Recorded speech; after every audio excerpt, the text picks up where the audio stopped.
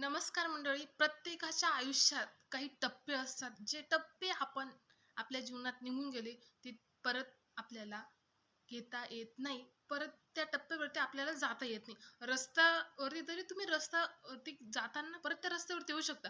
मात्र जीवनातील जे तुमचे आयुष्य आहे, आयुष्याचे जे टप्पे, ते एक वेळा जर तुम्ही पुढे सर केले तर परत त्या टप्प्यावरती तुम्हाला येता येत नाही.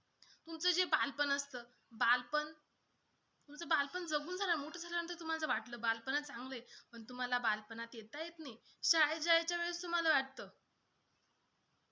शाळेत नको पाहिजे.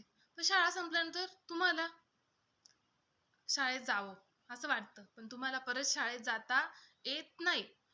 मोठं झाल्यानंतर नोकरी करायला लागून जाता.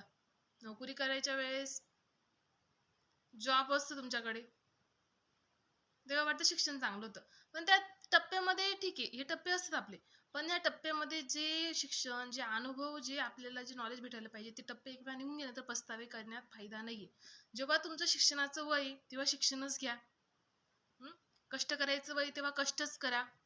नाहीतर कष्ट करायचं तेव्हा मजा करायची आणि नंतर मग कोसत बसत तेव्हा केलं तरी असतं आता चांगले दिवस राहिले असते. कारण की प्रत्येक माणसाने प्रत्येक गोष्ट ही वेळेवरती केली तर माणसाला पुढे अडचणी येत नाही. त्याच्यामुळे आपलं काम हे ज्या त्या टप्प्यात त्या टप्प्यात करा. शिक्षणासाठी जर तुम्हाला वेळ भेटते तर शिक्षण घ्या. हं? जर जोडीदार चांगला भेटला असेल तर त्या जोडीदारासमोर चांगलं आयुष्य जगा. ॲडजस्टमेंट करा. नाहीतर मग जुडं निघून गेल्यानंतर दुसरा आला, नाही त्याच्या ह्या गोष्टी चांगल्या होत्या, तोच बरा होता. पस्तावे करून काहीच फायदा नाही. जे आहे त्याच्यात ॲडजस्टमेंट करा. व्यवस्थित तुमचं आयुष्य जगा आणि जी वेळ आहे तुमच्याकडे तिला सोनं करा. वेळ निघून गेल्यानंतर तुम्ही किती सोनं, चांदी कितीही ठेवा, ती वेळ तुम्हाला परत भेटत नाही.